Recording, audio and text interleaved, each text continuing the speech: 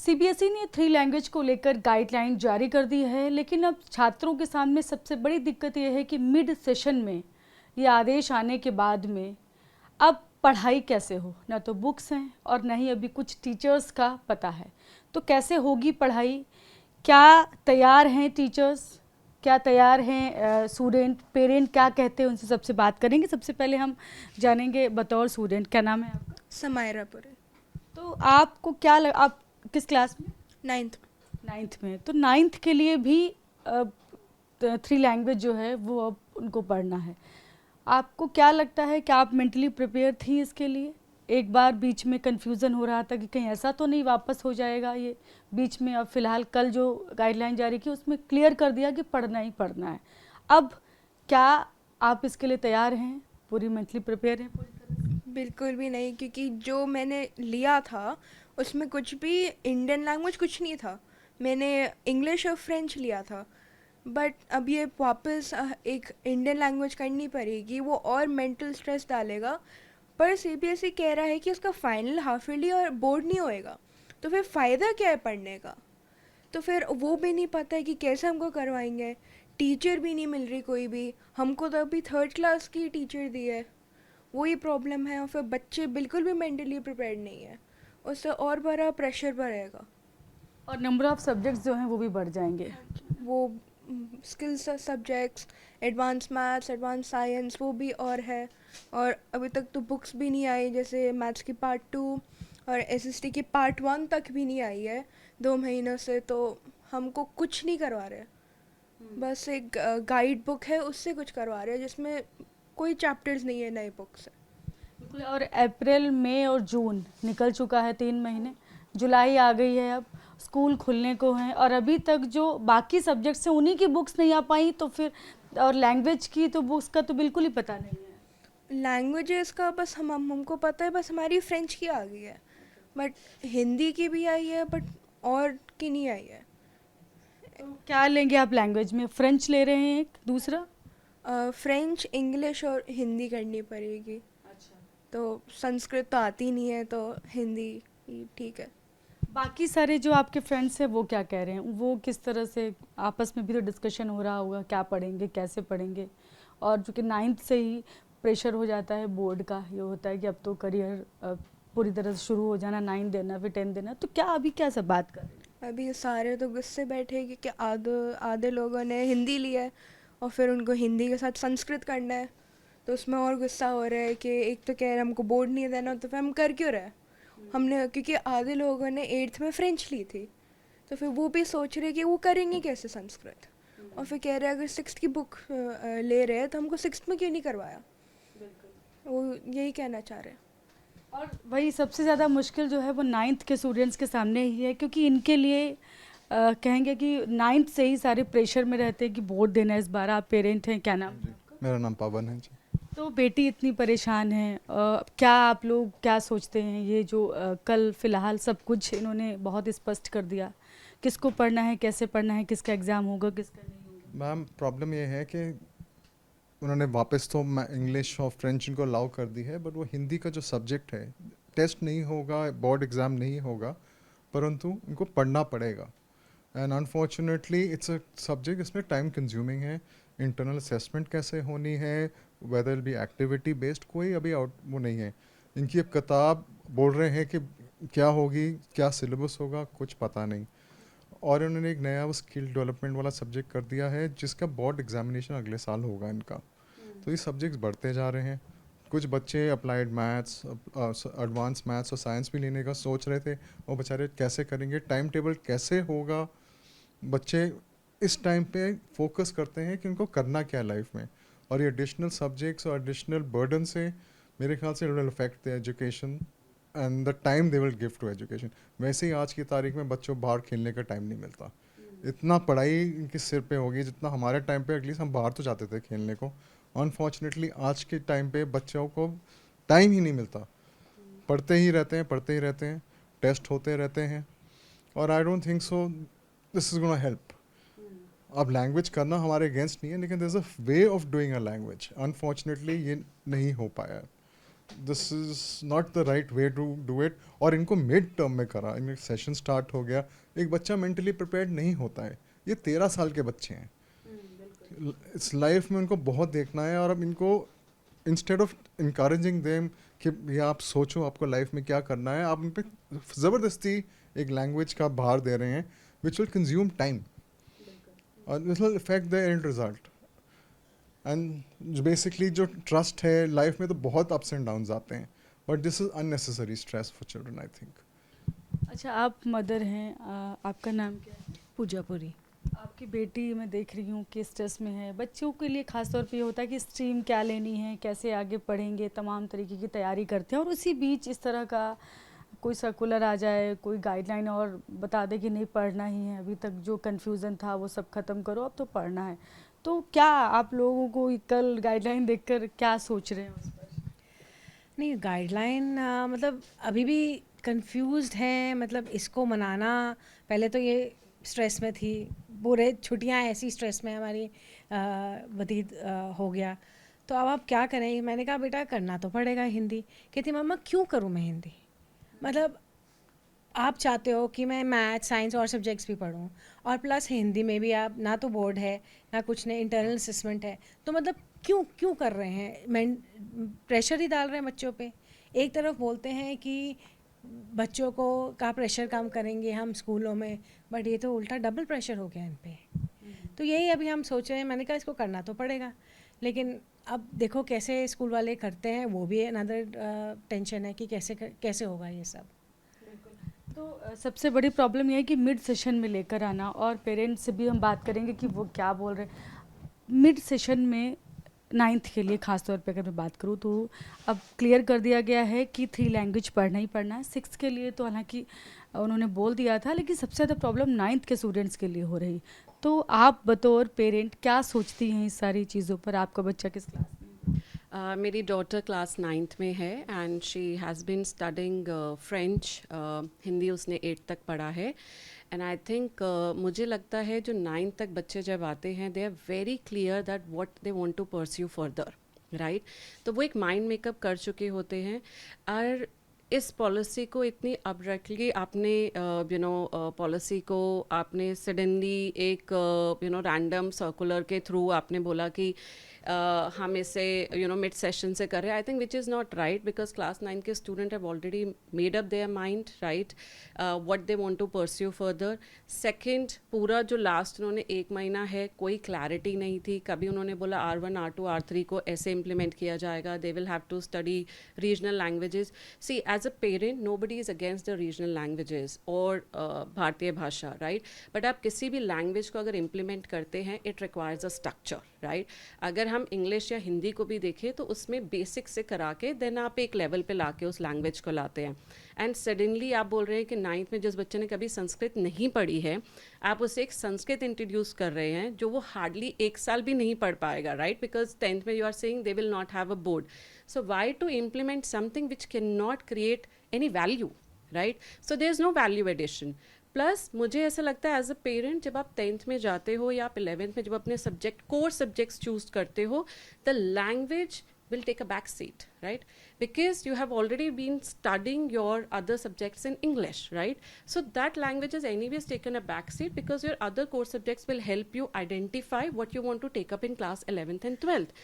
So why to implement something in class 9? It definitely add a lot of stress on kids because chahe aap boards le ya na le, the teachers will have to take out time for those additional subjects. In fact, I've got to know, with this additional advanced maths and science, अगर आप time table देखेंगे, how you gonna accommodate extra classes in that time table, right? The teachers will have to call students on Saturday. Imagine if the student is attending school Monday to Saturday, they will not get time to study other core subjects, right? So these are the key issues I think that needs to be addressed. So one is how you're going to accommodate extra time for the additional subjects, right? Second, I think class 9 mid-session, suddenly lot of uncertainty with related to language is not appreciated. अभी तक clarity नहीं है that whether they're gonna study French, they're gonna leave Sanskrit, what is the right combinations. Schools are sending circular every second day. They do not have a clarity, so it clearly shows there is a miscommunication with related to the entire policy.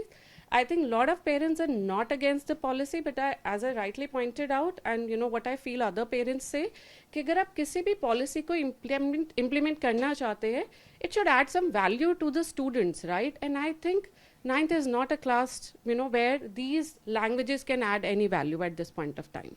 तो sir 9th के students इस बार जितने changes उन पर मतलब syllabus change हुआ है, एक साथ बुक्स अभी आई नहीं है और इसी पीछे लैंग्वेज। आप सिर्फ 9th को देख रहे हैं, अगर आप इसी बैच का क्लास 8th पे जाएंगे, till August the books were not available. They were made to study from the bridge course. I still have the entire details of the bridge course, right? आप सोचो 8th आपने पूरा उनका mid session खराब किया with again lot of uncertainty. Everybody is talking about 9, right? Talk about class 8 as well. 8 तक भी आपने suddenly random course change किया, आपके पास बुक्स अवेलेबल नहीं थी. Please do a proper planning, right? आप वेट करिए एक साल, you could have done it next year, let the books come into the market, right? SST books still not available. The books which are available, I think there is a queue, there is a demand, right? But no supply of the books, right? So itni uncertainty ke sath, why class 9? I don't understand that. I think we can hold on, we can come up with the better planning and implement everything, with the proper planning next year, or maybe have a at least 3 years, 4 years goal that what we want to achieve out of these policies.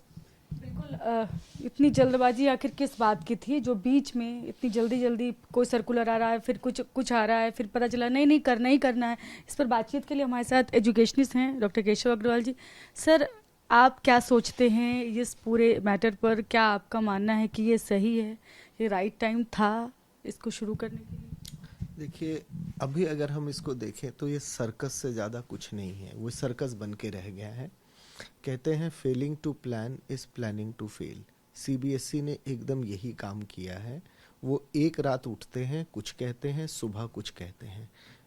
अप्रैल में circular आता है, एक webinar होता है जो कि compulsorily सबको attend करना था।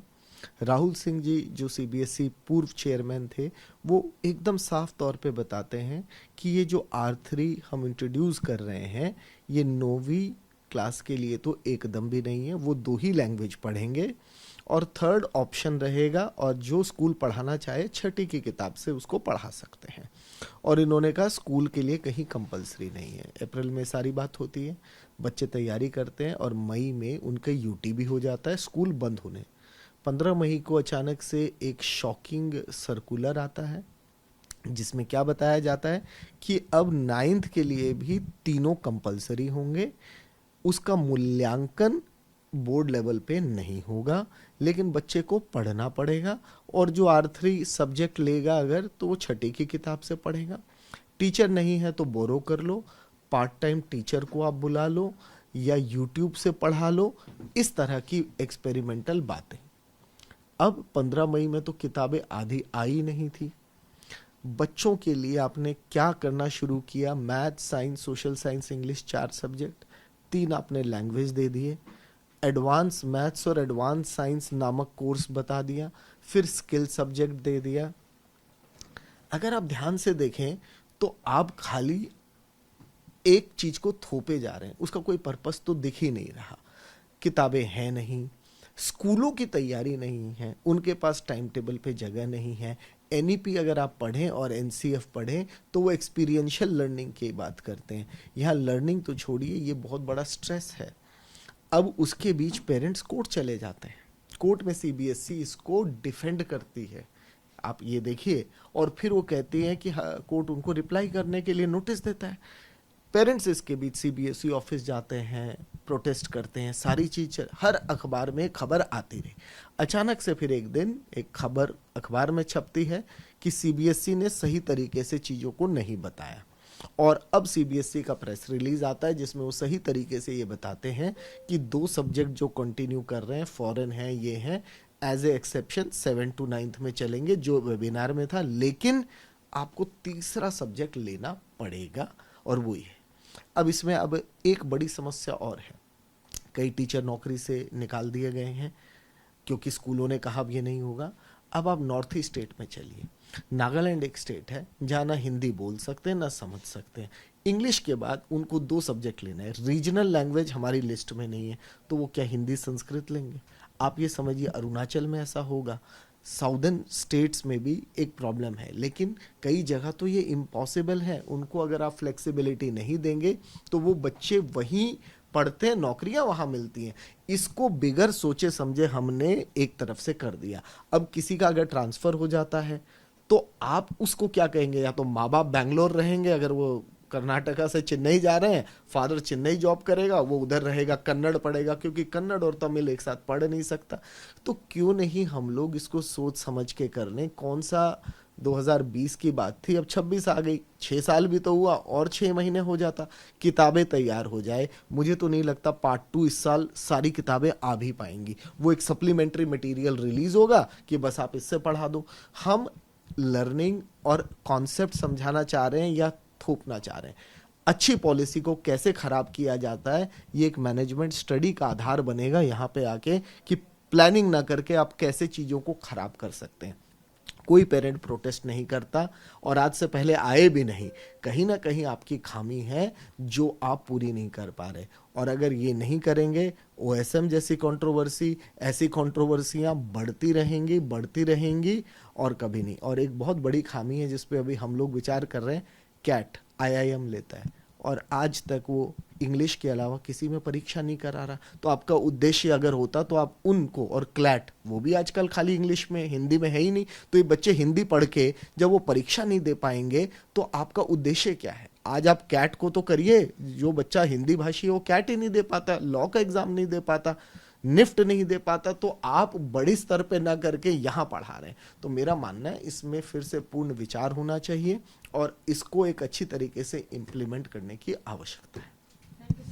तो ये पेरेंट्स हैं, स्टूडेंट हैं और शिक्षाविद हैं, सभी फिलहाल बता रहे हैं कि कितनी बड़ी परेशानी एक तरह से ये जो सर्कुलर है, जो पहले सर्कुलर जारी हुआ और अब उसके ऊपर जो पूरा स्पष्ट करते हुए गाइडलाइंस जारी कर दी गई हैं, तो ये एक तरह से स्टूडेंट्स के लिए सबसे बड़ी उनके लिए चिंता का विषय बनी हुई है कि आखिर 3 विषय को अचानक से पढ़ना उनके लिए कितना मुश्किल है। ख़ास तौर पर 9th के लिए, 9th के जो छात्र हैं वो सबसे ज़्यादा परेशान है, क्योंकि उनके इस क्लास में सबसे ज़्यादा एक्सपेरिमेंट हुए हैं। इस बार न्यू एजुकेशन पॉलिसी के तहत उनकी सिलेबस भी चेंज हुआ, तमाम जो बुक्स हैं वो भी बदल गई हैं और अभी तक आई नहीं मार्केट में। सबसे बड़ी बात यह है कि अभी तक बुक्स उनके पास नहीं है, एनसीईआरटी ने अभी तक किताबें नहीं उनको उपलब्ध करा पाया है और वो इसी बीच 3 लैंग्वेज भी उनको पढ़नी है, उसकी किताब, सिलेबस, टीचर्स, अभी तक किसी का कुछ भी पता नहीं, इसलिए सभी चिंता में है। कैमरा पर्सन विपुल के साथ में शालिनी वाजपेयी, TV9 भारतवर्ष, दिल्ली।